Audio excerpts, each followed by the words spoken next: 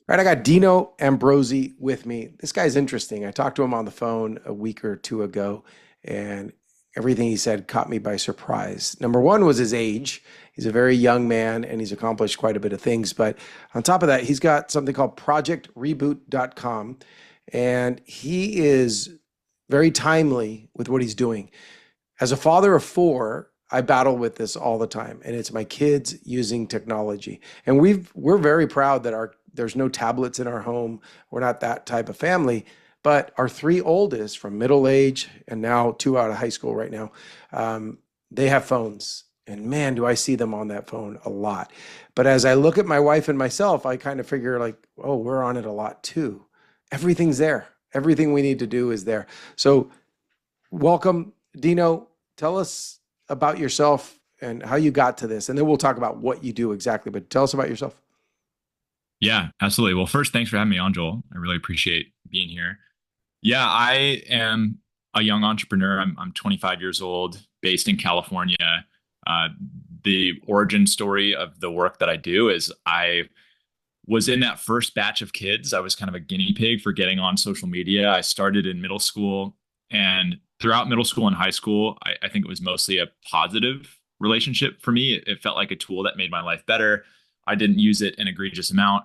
I did get some lectures from the adults in my life about the downsides of screen time and technology and whatnot, but I really shrugged it off. I was getting good grades. I was a very overachieving student. I had a lot of extracurriculars. And then I went to college, and my relationship with my phone went south pretty quickly because I wasn't ready for how difficult that transition was going to be. I think I came in a little bit naive. I grew up a pretty big fish in a pretty small pond. I'm from a small town just south of San Francisco, and school had always kind of been a breeze, and I had a lot of structure in my life. There were very few hours that I had to manage in my own schedule. You know, you show up to school from kindergarten to the end of high school, and you're going from class to class to class on a bell schedule. I was a competitive mogul skier growing up. That took up a lot of time and added a lot of structure to my life as well. And then I got to UC Berkeley in the fall of 2017, and all that structure went away because I only had to be on campus for like 12 to 14 hours per week, and the rest of my time was under my control. I did a horrible job of prioritizing that during the first month of college. I definitely had too much fun. I fell way behind in school. I failed my first midterm that I took. I got a 20% on my first math test of college, which was a big slap in the face and a big wake up call because I'd always, as I said, been a really good student.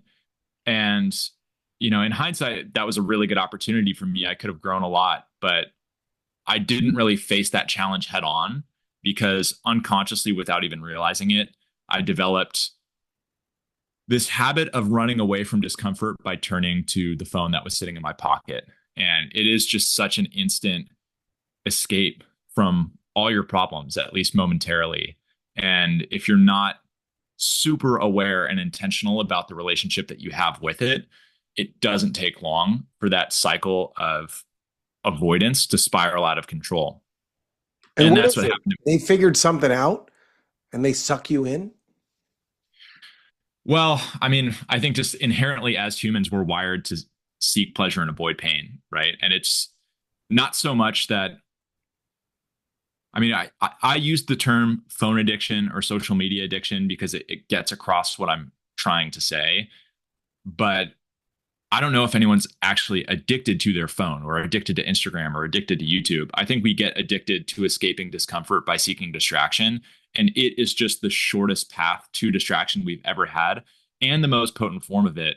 And then it's also highly socially accepted, right? If I was in the library and I was starting to feel stressed out, nobody's going to bat an eye if I pull out my phone. Everybody does that, right? If I were to light up a cigarette in the library, I'd get kicked out, right? So we've had these other forms of escape, and obviously there are unhealthy coping mechanisms that have been around for a long time, but the prevalence of this is just unprecedented because of the utility that also comes with it, right? It's not black and white. People ask me sometimes, you know, when it comes to their kids and whether or not to let them get on social media, sometimes they draw the analogy of, well, we don't let them just get onto drugs and alcohol, right? And expect them to be able to manage that as a teenager. Why should we let them do it with technology and smartphones? And it's because, you know,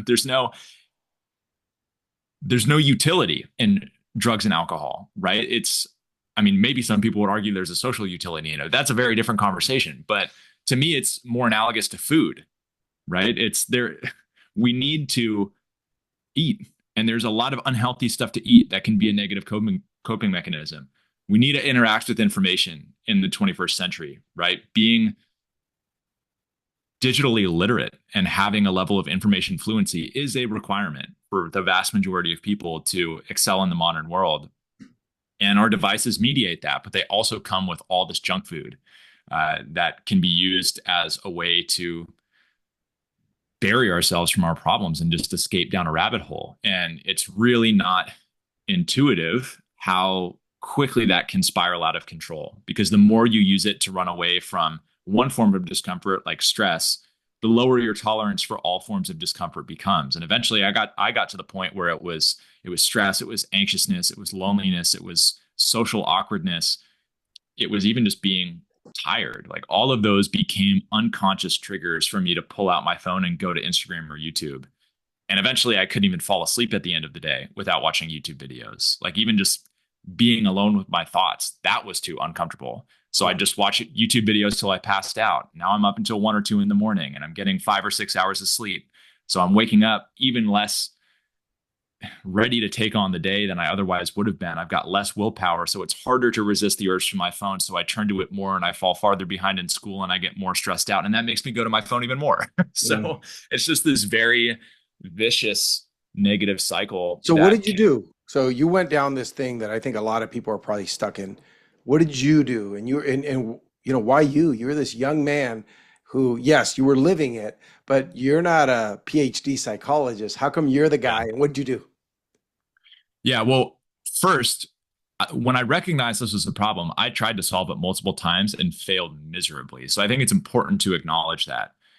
It is not an easy thing to pull yourself out of, especially, back in 2018, 2019, when I was really grappling with this. There were not many resources out there. I didn't see that many people talking about this. So to me, it made me feel crazy, honestly, because it is so counterintuitive that you can become addicted to this stupid little screen sitting in your pocket. And initially, I tried to delete Instagram and YouTube thinking that was going to solve the problem. And then I would just go to them on my laptop. And eventually I'd come up with an excuse to re-download them, and I would fall right back into it. After a number of failed attempts to resolve it, I mean, I was so genuinely confused as to why I couldn't control my relationship with it. The only explanation that made sense was that there was something wrong with me and that I was the problem, right? So I just internally berated myself about this for a really long time and had a lot of shame and guilt and insecurity around it that prevented me from talking to anybody. So I think it's important to acknowledge that period that happened prior to me making progress. Now, eventually, the way I was able to pull myself out of this, and with the acknowledgement that I'm still not perfect, right? I still have days where I use my devices in a way that I don't really want to use them and it becomes unintentional. But by and large, it's so much better than it was. The catalyst for that was me hitting the reset button. I got offered an internship out in New York City that required me to take a semester off school. And I really jumped at that because I knew that I needed an environment change to break out of the bad habits that I'd built up. So I moved out there in January of 2020, which was a horrible time to move to New York in hindsight. Really did not plan that one very well. I wasn't there for very long because of COVID, obviously. But while I was there, I just got off of all social media for about a month. I had structure and accountability in my schedule again, right? I was working at a software startup where other people were relying on me. Nobody really knew whether or not I was finishing my homework. People knew if I wasn't pulling my weight in the work environment. And while I was there, I was surrounded by these coworkers that had really positive relationships with technology. Not only were they pretty intentional about avoiding the downfalls of the negative aspects of it, they really knew how to use it in a beneficial way too. They had systems for managing their time and their tasks and all these things and learning things that made them better at their job. And it just became this big aha moment to me that, wow, your relationship with technology can be so negative or so positive. It really can be a weight vest or a jetpack. And I just kind of became obsessed with this question of how do you build the optimal relationship with technology? And once I started exploring that and talking to people, I realized how much value was there and recognized that there was a huge opportunity for me to help other people do the same thing. So I got back to UC Berkeley after taking some time off of school, and I taught this course called Becoming Tech Intentional. It was a semester-length class all about how to reset your tech habits and build a more intentional and positive relationship with technology. As an And undergrad? as an undergrad, yeah, How'd UC that Berkeley happen? has. So they've got this program. It's called Democratic Education at Cal. Basically, the idea is any undergraduate student can teach a course to other students who get credit. It's a pass no pass class. It doesn't actually affect your GPA, but you do get units for taking them as long as you get sign off from a professor and a department. So I was able to find a department or the School of Information. There was a professor in there that had like related work, and we were able to get it approved. So amazing, unfair advantage for me as someone that was aware of the fact I wanted to turn this into a business eventually. Like having that as an initial cohort of students to trial run a program like this was so unbelievable. I got What to a teach it proof three of times. concept. You're, first of Yeah. all, you're at UC Berkeley, a top university. Yep. You're in the battlegrounds with the addicted kids, and you get Yep. to test it right there. How'd that go, the class? It went awesome. It far exceeded my expectations. The other nice thing about doing this as an initial mechanism for launching it is that you can actually get a census of data about the impact of the course because there was an application for the class, and then I created a mandatory exit survey that you had to complete to pass the class. So I was able to get before after data on the amount of screen time, non-productive screen time that students in the class had. And also I asked them on a scale of 1 to 10, how healthy is your relationship with technology? How happy are you with it? And the average screen time reduction across the 110 students that took the class was about 3.5 hours per day. It was over Whoa. 50%. And And again, that's was just this non-productive time. self-reporting This is time? self-report. Yeah. Screen time's a tricky thing to measure. So I'll qualify this with saying like just looking at your iPhone screen time report, that overall number doesn't mean that much because like the other day I had 6 hours of screen time and 4 of those hours were on Google Maps, right? So like that doesn't count. Right. It's also often the case that there's high amounts of screen time on other devices. So it's a best estimate based on some very specific instructions that I gave them for getting to that number. But the Um, trend was down. the So trend that's what, was significantly down, yeah, and, a and the lot. decrease improved every single semester. So at first, I think it was like 2 hours, 45 minutes that they dropped, and then it was 3:15, and then it was like 4 in the last semester that I taught it. So that was a really good indication for me that I was getting better at figuring out how to help people with this. So And you I was wrote able that to, program, the syllabus, you ran that class without a guide, right? You had to do this on your own. There was no class like that before, was there? no, not at all. There was no real precedent for it. I did a lot of research, a lot of reading. I'm fortunate in that I've got some really amazing mentors who are some of the leaders in the productivity space. It's Dr. Sahar Youssef and Professor Lucas Miller in the Haas Business School at Berkeley. They teach a course about the science of productivity and performance, and they actually have a lab where they study productivity. And increasingly, they're working more and more on the impact of screens, smartphones, technology on productivity. And they go do talks at major companies and conferences So before we around the even talk world. about kids' productivity, I sold my company a year ago, so I'm pretty much retired. But and I had a company where people had to be moving around. There was a warehouse, a fulfillment center for e-commerce. So people had to move because we're gauging their productivity based on picks per minute, per shift, all of that. But if anyone ever had to sit down and do some work on the side, I always wondered, like, they could be checking something on social media, on their phone, on productivity. I have to guess has got to be so much lower today than it probably was 10, 15 years ago. You would have some information on that? I don't have exact data on that. I don't know. It's hard to say because again, it can be a weight vest or a jetpack, right? If you're using it the right way. I mean, I think about the way that I use Chat GPT. That has massively increased my productivity, right? So you've got the the debits and the credits Yeah. from distraction and augmentation with these tools that we have available. So it's really hard to tell. And that's why the education around this is so important, Yeah, right? but if If you you go can into a actually, McDonald's or a Marshall's or a store where you have low entry, early entry, 16-year-olds working possibly, and they're on their phone, I don't think they're chat GPTing how to service the true. customer better. Instead It's of helping customers, they might just be delaying a little bit, which could upset a customer who might leave. It's got to hurt the company in those type of situations. For sure. And I think it's also important to acknowledge that the time that is spent on screens outside of the work environment affects your ability to perform in the work environment as well, right? How? If you're spending 6 hours a day watching 15-second videos for years on end, you are destroying your attention span. Absolutely. And Mm. I can speak from experience here. I mean, I don't think we acknowledge the importance of our ability to control our attention. It affects more than just our ability to read a book or write an essay if we're in school, right? Like there are fundamental aspects of being a human being that are impacted by not being able to control where you're placing your attention. What else Having suffers? having a conversation with someone.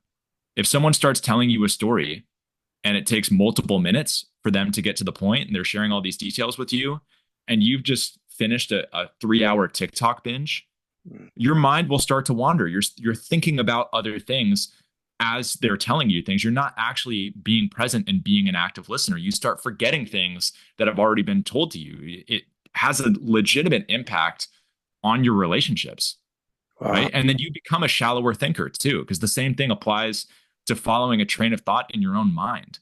So absolutely, I mean, depending on the cognitive demand of the work that you're doing, your ability to write, I mean, a long, well formatted, well thought out email, that requires a level of attention and focus. And if your attention span is being atrophied by your content consumption habits outside of the workplace, it's totally having an impact on your day-to-day productivity, even if you're not actually actively distracted by that same technology while you're working. It's like I heard that when you water grass, you don't want to water a little bit every day because then it forms very short roots that are very ineffective later to get you through the tough times. You want to water heavily every few days and give it time so that the water's down below and the root has to sink, down Yeah. deep and be stronger. So similarly, these constant little quick videos, I'm sure they give you some rush or some dopamine or whatever they do, then doesn't give you those deep roots to be able to listen to conversation. And you're right. Think about being if what kind of a husband I would be to my wife if I couldn't listen to her. That's got to Yeah. cause a problem. Or what kind of memories are my children going to have of me as a father if I'm just like I can't take their 2 minute story. Yep. 100%. Wow, that's Yep. pretty sad. Okay, so what happened? You taught 3 semesters, I think, of this Mhm. course. It went really, really well, and then you became an entrepreneur. What happened? Well, my initial launch completely flopped. I thought, Welcome to the club. yeah, yeah, tale as old as time. So my initial thinking was that the best delivery mechanism for this content would be effectively like a summer workshop. Because when I think about like what is the beachhead here, what audience am I most well suited to serve that needs it the most, that has purchasing power and a really strong pain point. And what I jump to is, okay, well, you've got these parents, especially, I'm from the Bay Area. There's a lot of money here. People care about academics a lot here. It's very competitive. There are parents that spend thousands of dollars on college counseling, right? They're doing session after session to prep for ACT tests and all of these different things to get their kid into a school where they're going to pay potentially hundreds of thousands of dollars for their education. And a lot of those kids have extremely unhealthy relationships with technology, and the parents see it and they don't know how to address it because there's a fundamental generation gap here, right? It's really, really difficult for parents to figure out the right way to approach this and for kids to take their perspective seriously, quite frankly, because they don't inherently fully understand what it's like to grow up with social media. It's changed the social fabric of childhood. So there's a lot of tension around this. So my thinking was, well, I can create this 3 to 5 day summer boot camp that's a condensed version of my course for these students that are about to go into college. It's a no-brainer for parents because you've already spent thousands. You're going to spend hundreds of thousands. Let's spend one more thousand to do something that has a really good chance at reducing their screen time by hours per day, significantly increasing the likelihood of them excelling in school and making your investment pay off, right? Um, I was able to sell parents on this really easily. I had my initial kickoff call, um, info session with some moms down in Orange County. My go-to-market strategy was basically to find college counselors and get them to refer me to their client base because they already work with families that are paying a bunch of money for counseling into college, and then I was going to give them a cut. Great Um, idea. so I had this info session call. It was with three moms down in Orange County that had five kids between all of them that were about to go into college. And I got verbal commitments for $7,500 of work. And that was, $1,500 a kid for them to do the summer camp for 5 days. And they were like, you're going to need to find a space that has 50 seats and you're going to sell out because we're going to tell all our friends and they're going to sign all their kids up. Like they need this. This is going to be such a hit. And so I'm thinking like that's $75,000 in 1 week.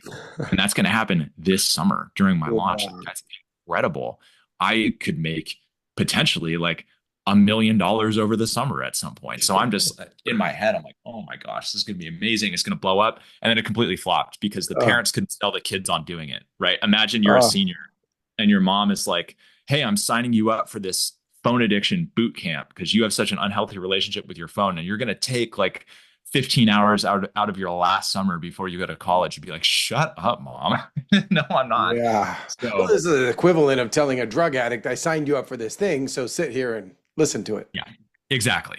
So it didn't work. And the way that I was initially going to get around it was, okay, well, I'll start speaking to schools so that the kids can see this isn't just some other parent painting with a very broad brush and telling them that it's all bad and they need to put it away. I get where the kids' perspective, I get where they're coming from, right? I have these same lectures from the adults in my life. So I initially thought of doing assemblies as a way to get buy-in from kids and get referrals for private work. And then I realized that actually the market with schools is way better because you can convince one person to pay you, an order of magnitude more than someone would pay for one student. And they can get you in front of, 300, 500, 1,000, sometimes 5,000 kids. So the impact that you're having is greater. Could that turn And into something now that you're in front of the actual kids? Will the parents find out about you? What happens there? so I also started doing parent presentations with the school. Um, so I initially was again thinking about turning that into a private business, but the return on time is just not nearly as good as doing these speaking engagements at schools and distributing resources and programs for the schools themselves to run. So I quickly realized, especially because like just the word of mouth in schools went crazy. The presentation from the jump was pretty solid because I'd given 36 talks already, facilitating that 12-week class 3 times. So I had a big head start. I had a powerful story to tell with my own personal story with it. And then I had all these applications from the students coming into the course at Berkeley where I have snippets of them saying like, I am losing the war for control over my life. I am completely stuck in this negative feedback loop. I hate it so much. I hate my phone. I wish I could get off it, but it feels like I just can't. For high school kids to see that when they're about to go off to college, like that's such a powerful thing for them. The talk was just from the jump pretty powerful. And so every school I talked at would refer more schools and it just started to snowball. And now I've been to between 45 and 50 schools. And I started just 2 years ago. And most of those have come in the last 6 months. So it's just kind of had this like exponential growth. And I love You it. I love you the had a lot work. of I love miles sleeping. and a lot of hotel rooms stayed. Exactly. Yeah, my Marriott Bonvoy account is I'm racking up the points. I'm twice your age. I'm sure you've already traveled a lot more than me. That's impressive. You know, you said something about avoiding discomfort. I think the brain wants to keep you alive and conserve energy, but it also wants to avoid discomfort. The reality is, though, while the brain wants that, we're in a society that's not like the society we had for millions of years or hundreds of thousands of years. I'm Yeah, reading right now the Comfort Crisis, I and love that book. phenomenal book. It's part of our men's book club and the Brotherhood, the group that I run.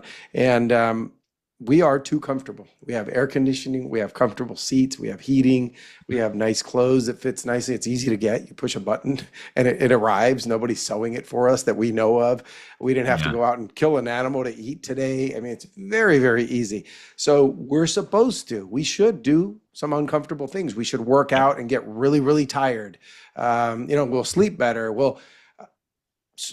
And I understand that. And by the way, as I prepared for this call, I started thinking, I think I'm addicted to my phone. Up until a couple of weeks ago, it's the only subscription I have paid is YouTube Premium so that there will Mhm. not be ads because for a few years, I wanted to shut off the screen, which the regular version didn't allow me to. And I didn't want to hear ads because they'd be so loud and they'd wake me up. But at night, I would put on a documentary because I like the soothing talking. And if I wake up in the middle of the night, I want to hear that soothing talking continuing.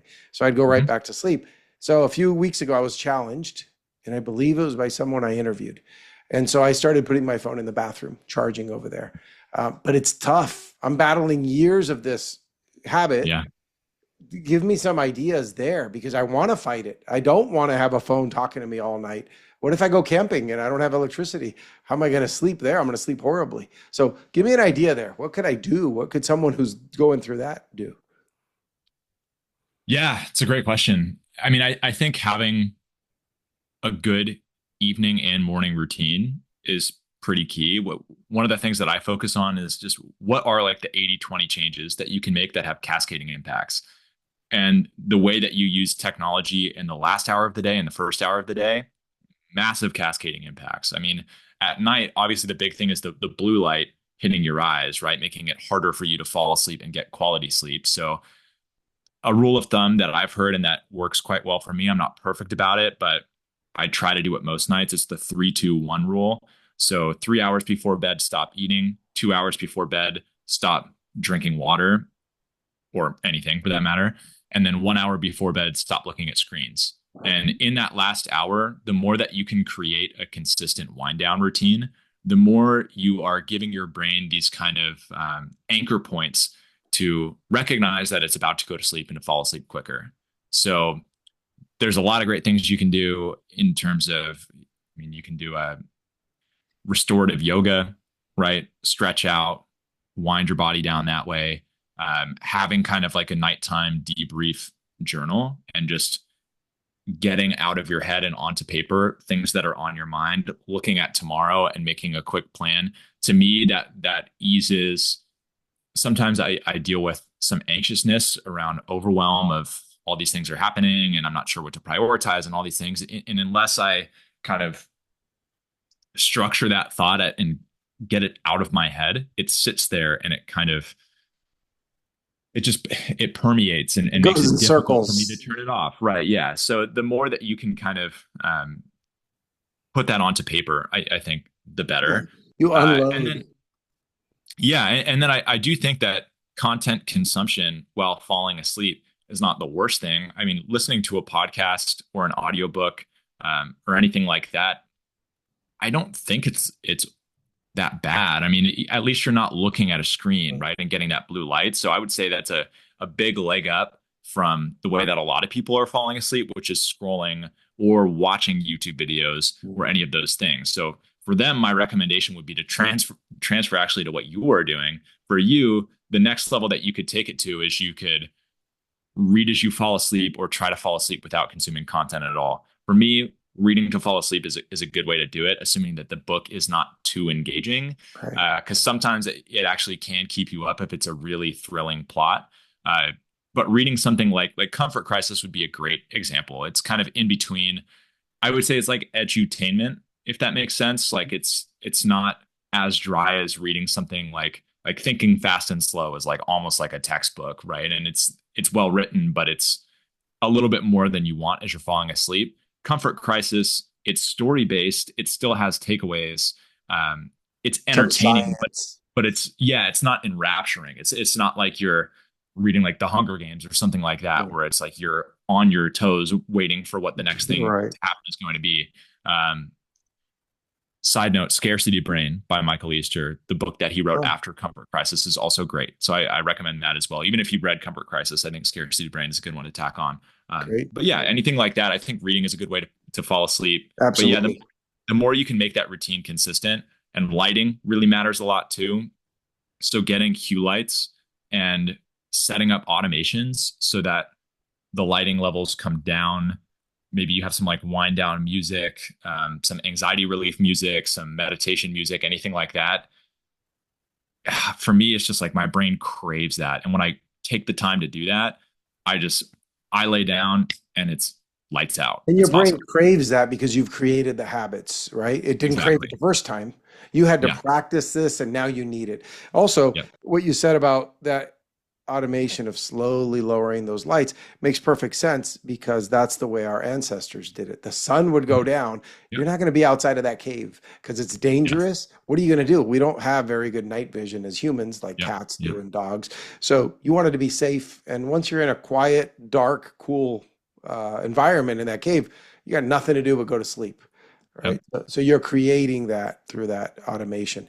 Tell me, you mentioned earlier the words anxiety and social media. Those are two words I think about every day. How does that come together? Is the excess social media causing more anxiety? So I think there's a lot of nuance here. And before I get into it, I just want to acknowledge I'm not a mental health expert at all. And there's a lot of things about anxiety, the disorder, that I don't fully understand and I'm not the most well versed on. So I do think it's important to delineate anxiety from anxiousness, right? Anxiousness is the emotion, the feeling of being overwhelmed, being worried. Anxiety is, a clinically diagnosed disorder where you have chronic levels of anxiousness, even when you probably shouldn't have them, right? Your circumstances don't naturally lead shouldn't naturally lead to those feelings. So there's an important distinction there. Sure. Uh, Anybody can feel anxious in the moment, but if you've got exactly. this ongoing anxiety, yeah, you probably want to go see And a doctor. I think it's important to realize like if you feel anxious, that doesn't mean that you have anxiety. If you feel sad, that doesn't mean that you are depressed, right? I think that those, again, qualifying this with the fact that I am absolutely not a mental health expert and We're just two dudes talking. people should talk to experts if they are feeling these things consistently. Sure. But I do think sometimes it's important to look at those emotions as like a check engine light, right? Like it can sometimes lead you to, I am feeling this way because of this thing. And it is actually a mentally healthy response to whatever that thing is, whether not exercising enough, not having the social connection. So I think that's an important thing to acknowledge. My personal experience with the impact that social media has had on my feelings of anxiousness, I think it happens in a couple of ways. For one, I believe that our brains need time to just run. Our default mode network that gets activated when we're daydreaming, when we're in the shower, when we're going on a walk without any form of outside stimulus, that's an important brain process. An analogy that I like to use is it's almost like you have a mental inbox. And I believe it was Naval Ravikant that was the first one that put this analogy forward, at least that I heard it from. If you haven't checked out the Almanac of Naval Ravikant or the How to Get Rich Without Getting Lucky tweet storm that he put out in the podcast with that, I don't know if I have a stronger content recommendation for everybody listening to this podcast, especially if you're an entrepreneur. Naval is awesome. But he talks about having this mental inbox that as things happen in your life, right? It's almost like life sends you messages. There are things that you need to take time to sit with and process. Maybe it's an argument with somebody. Maybe it's you're starting to feel like you might be unhappy in your job and you want to look for something else. There's all these little things. It doesn't even have to be that big that start to pile up in that inbox. And as your brain runs on autopilot, when you're not focused on anything or consuming any content, you go through those messages. They naturally come up, right? You take time to sit with them and process them. You triage that inbox. But if you don't have any time in the day for your brain to think outside of having, some external stimulus, you're not processing that inbox. And you get to this point of basically inbox overload. I mean, imagine how it would feel if we left this podcast interview and you checked your phone and you had 5,000 unread emails.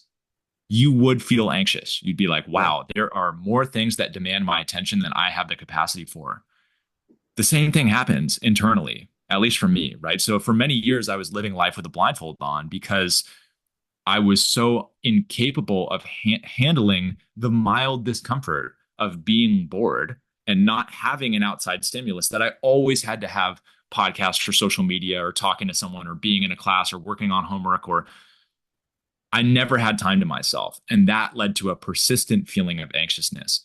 Would I classify that as anxiety under the definition that it's I don't think it was an unreasonable emotion to experience, right? I think I should have been experiencing chronic anxiousness given the habits that I had at the time, right? And for me, the more that I gave myself that time and space, the more that anxiousness has subsided. And finding things for myself, like writing things down in a journal before I go to bed and kind of processing stuff in that way, to me, makes the anxiousness subside. Going for a good walk without the phone. Is that a good Oh practice? man, 100%. Yeah, both walking and running. I think they serve slightly different purposes for mental health and well-being, but for me, they're both really important. There's a good Um, book called Running is My Therapy, written by a Runner's World writer from the magazine Runner's World. And man, ironically, I was listening to it on audio while I was preparing for a marathon. But it's interesting. It says it gets the crazies out. We have all these yeah, things in our head and they're going in circles and we're going nuts. You go for a long run and train for long runs, it gets it all out. You're so yeah, tired after you can't even think. 100%. Yeah, Born to Run is another Mhm. fantastic book. If you haven't read that, I really recommend it. I also think for me, running is one of the most powerful forms of mindfulness. I had this realization while I was training for a marathon back in 2021 as well. I was running up this hill and, I was like 3 miles into the run and I could feel myself about to stop and take a break. And that was something that I did pretty consistently when running up to that point. And just before I stopped, I asked myself, what is it that is physically so uncomfortable right now that it demands that I stop running? And I looked for it and I couldn't find it. And what I realized is that the pain that I was feeling was downstream of me thinking about the rest of the run. I still had 6 miles to go. And I was actually putting myself in the shoes of me in, 30, 40 minutes or whatever it was, running up that last hill to my house and thinking about the pain that I was yet to experience. And when you do that, it's like you take an integral of all the pain remaining in the run and you bring that all into the present. And I realized if I can actually just keep my attention on the sensations in my body, I don't feel pressed to stop. And I had by far the fastest time that I had on that route ever that day when I made that realization. So for me, it's actually a really powerful form of mindfulness and meditation too. Yeah, Uh, the mind is so powerful. I live on my street. We have a really good ultra marathon runner. Her name's Jody Samuels, and she's the one that first got me to train in my late 30s. I was 38 back then to do my first 5K, then 10K, half, full, and then ultra. But this girl can run. She's phenomenal. 100-mile races, things like that. wow. And she told me when we leave this area right at our house, we hit a traffic circle just within our community. And it's about 8 houses down. Let's call it quarter mile. And I told Mhm. her one day, I said, Jody, when I hit that point, my I'm everything hurts. Everything hurts. But once I pass that point, all the pain goes away. And she says, what are you up to now? And I don't know, maybe I was running 20-mile runs or something. She says, yeah, I do 20, 30, 40-mile, whatever runs. It's at that point that my brain does the same thing too. Mhm. And it's almost like it's the brain's last chance. You're about a quarter mile in to convince you that things hurt. But it just, Yep. because we don't know. And the moment I fight through it, I take an inventory. I go, my feet don't hurt, my knees don't hurt. What is hurting? No, is a signal from the brain to, hey, stop. You're going to burn too many calories. And 100,000 years ago, you don't want to do that because you might die. But now we have a fridge full of food, so it was all Yeah. like a mental trick. Now, what you're saying is interesting. It's to really be proactive about it and not let all that future pain. So I like Yep. the way you explained that. That's pretty good. Awesome. Yeah. All right. So I'd like to get some tricks because look, I'm all for it. I'm very intentional. I'm also almost 50 years old and I want to do what's best for me. And I've hit the walls enough time and I've learned how do I get my 12-year-old daughter to start using her phone and her FaceTime and all this stuff a little bit less. Yeah. So there's not a quick, short silver bullet answer to that. So I'll do my best to succinctly condense the advice that I give to students when I do assemblies and in the parent presentations I do as well. So teaching that course at Berkeley taught me that there are really three keys to having a healthy relationship with technology: your mindset, your environment, and your habits.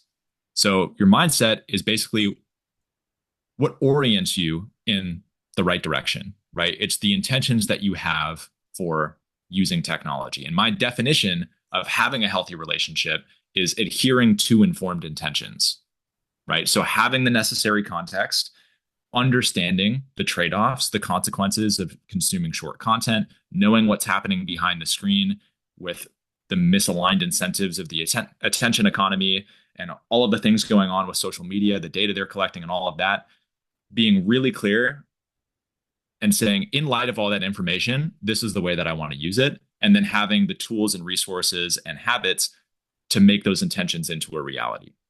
So I don't think that there's a right relationship with it in terms of the amount of time that you're spending. I actually think that someone can spend 3 hours a day on YouTube and Instagram and TikTok and have a better relationship with them than someone that spends 30 minutes a day. So How screen so? time, it really just depends on how and why you're using it and the content that you're consuming. Not all content is the same. The duration of the content matters. The quality of the content matters. I mean, one of the things that I think about when I analyze my content diet is what's the difference between the amount of time it took to create this content and the amount of time it takes me to consume it. And that's a really strong heuristic, actually, because a lot of the content out there, especially on things like TikTok, it's like some dude pulled his phone out, hit record, and then uploaded to the internet. The ratio of the time it took to him to create that and you to consume it is literally 1 to 1. But you've got books out there, and you know this as an author. I mean, what do you think the ratio of the time it took you to create your books is to the time that it takes somebody to consume them? It's probably 1,000 to 1, or Yeah. 10,000, or 100,000 to 1, depending on whether or not you count the life experiences and Oh, the yeah. wisdom that went into that. Right? I mean, Yeah. it's enormous. It's a condensing of time. It's like stored energy. The analogy of content to food, I think, is actually really strong. And there's a lot of junk food, empty calorie crap on the Fast internet. food. Yep. But there's also extremely nutritious, powerful content out there as well. So, especially when it comes to YouTube, man, there are some awesome YouTube channels that have a super high ratio. And there's also a lot of junk, right? So, if you're watching these YouTube shorts and it's algorithmically ranked, you're not in control of the content you're consuming.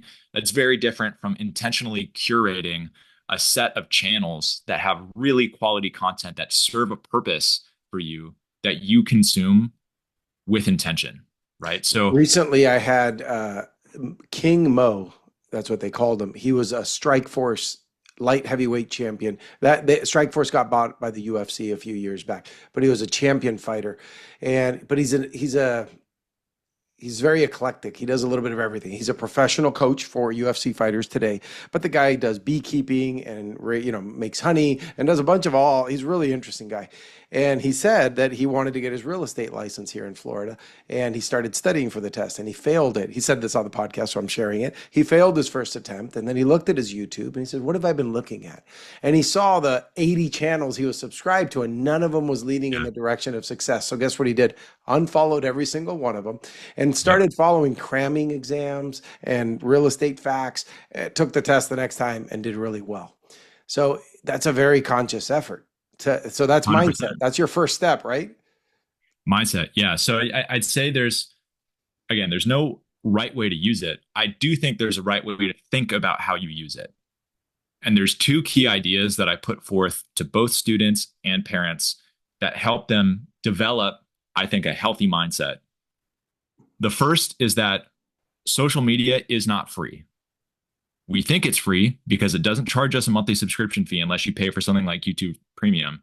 It's not actually free. The reason it doesn't charge most users is because they're not the customer, they are the product, right? It profits by selling your time, attention, and data.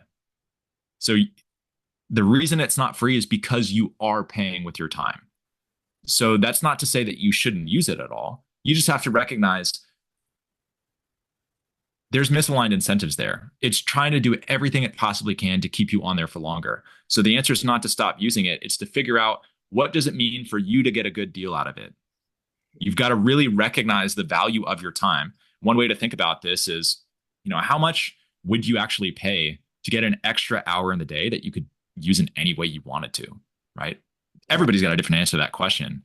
But when we think about what that number is and we scale it out over the course of 1 month of the time that we spend on social media, the value of that time is almost always significantly greater than what we would pay to use that service, right? So that's one way to kind of think about it, is it is giving you value. There are ways to use it that really are a net positive. I still use Instagram and YouTube on a daily basis, and I do think that they're a net positive in my life, but you've got to know, what value is it providing and how much of your time is that worth? Any additional time you're spending, you are getting ripped off and they're making money off of that time. And that framing works really well with kids. That's a much better way for me to explain it, because what I tell them now is, this is rotting your brain.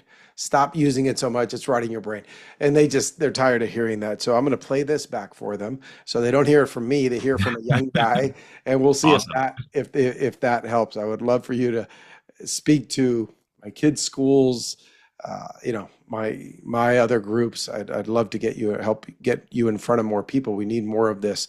So if someone wants to have you speak to their group, speak to their school, do they go to projectreboot.com?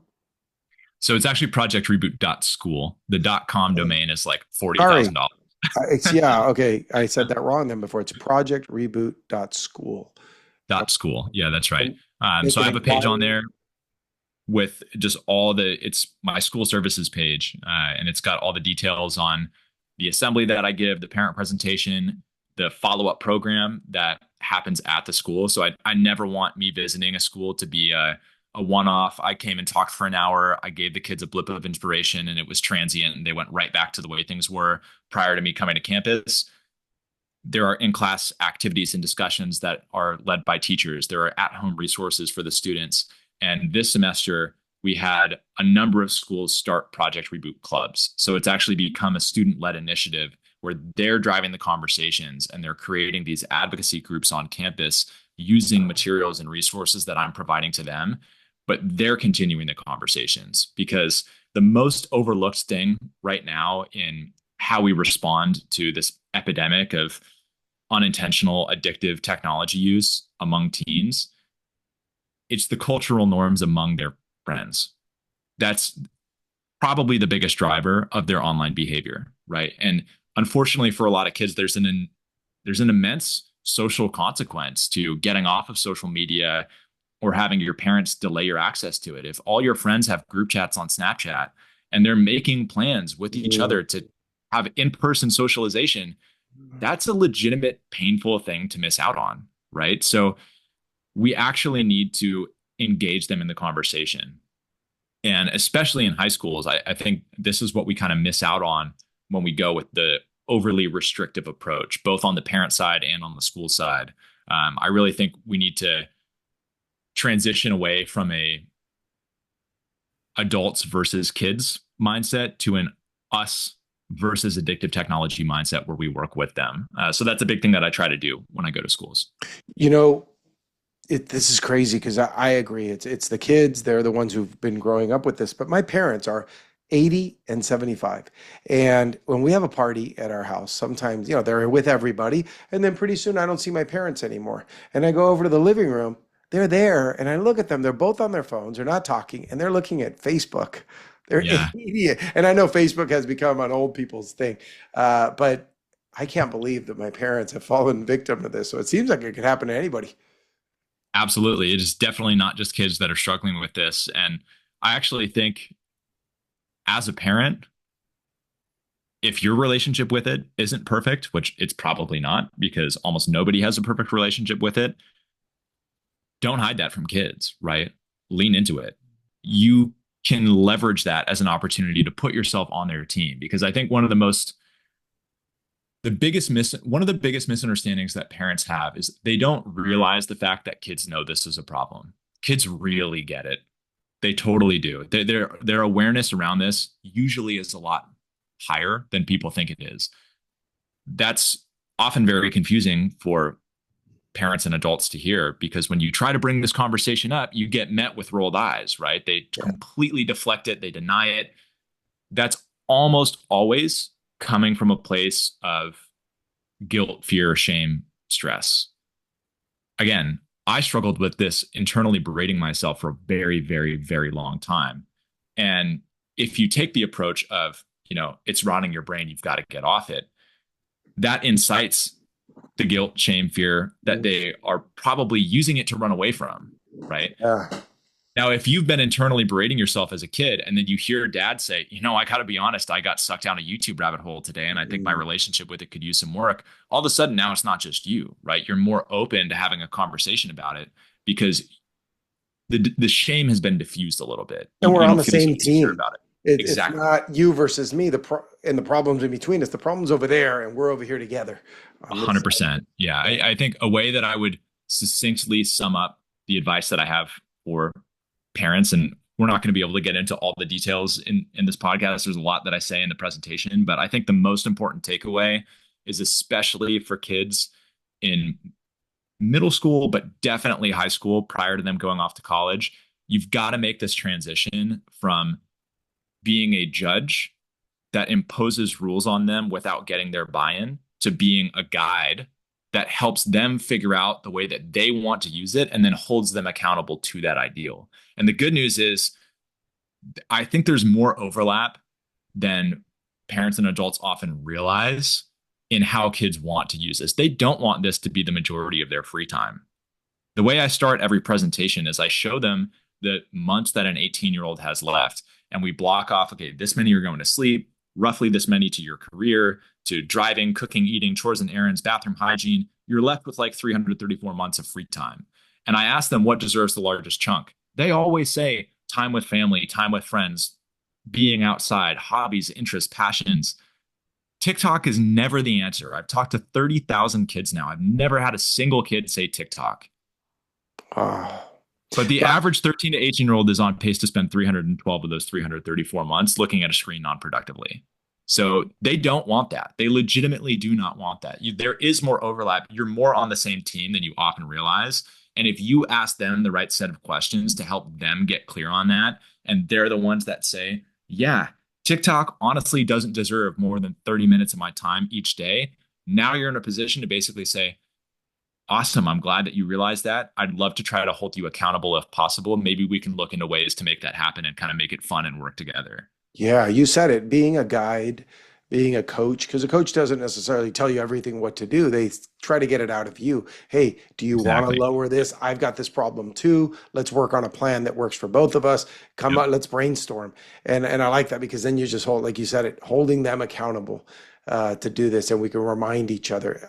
I really enjoy this because when I had employees, I like to set rules. They set the rules. Hey, when do you think you can get this done by? And they'd say, oh, by 4 o'clock, I should have. Great, let's do that. Please have it done by 4 o'clock. But if I come to them and say, hey, get this done by 5 o'clock, maybe I would have been even more lenient. I would have given them till 5. Now they're like, oh, the boss is breathing down my throat. I'd rather them set the rules. And to be honest, if they say tomorrow at 10 a.m., that's fine too. As long as it gets done, I just want a time. So I like that. I thank you so much, Dino. This is for me. It's going to help me have a conversation tonight with my wife and my daughter, and then so we have two that have already finished high school recently, and one that's in middle school, and now we have an elementary one. And our rule in our house is we buy them their first phone when they get into middle school because they really need it at school. We notice it with homework, taking pictures of the notes, all these things. So I appreciate that. Just this little bit of time has been very valuable. I can only imagine if my kids have the opportunity of hearing you speak at a school, they'll get it from someone other than me. So that'd be very valuable. Thank you so much, Dino. You brought a lot of Thanks for having value. me on, Joel. Yeah, thank you again. And I hope to hear more about you. I hope to one day have a book from you and have you part of our book club. And so you can keep reaching masses. Thanks, man. We'll get there.